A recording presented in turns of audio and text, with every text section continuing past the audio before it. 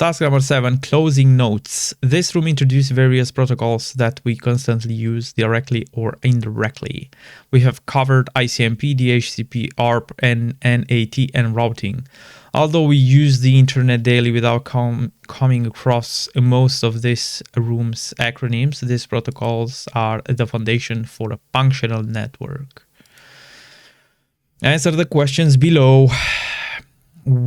Click on the view side button on right. Please follow the instruction on the side. All right. So which protocol do we need? As we have learned in this room, different protocols and techniques are used to solve various problems. In this exercise, we will help this computer get the information it needs for each question. We need to select the protocol that best helps answer the question. We need to give 25 devices internet access. However, we only have one public IP address. What can we use to allow multiple private IP addresses to use a single public address? IP address. We just read about this. NAT.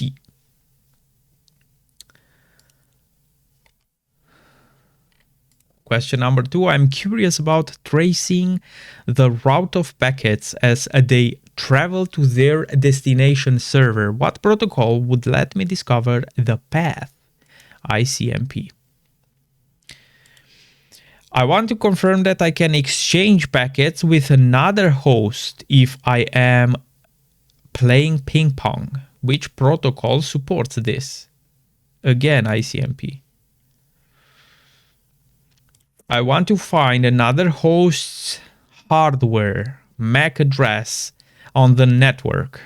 This is the tell. Which protocol lets me get this information? ARP.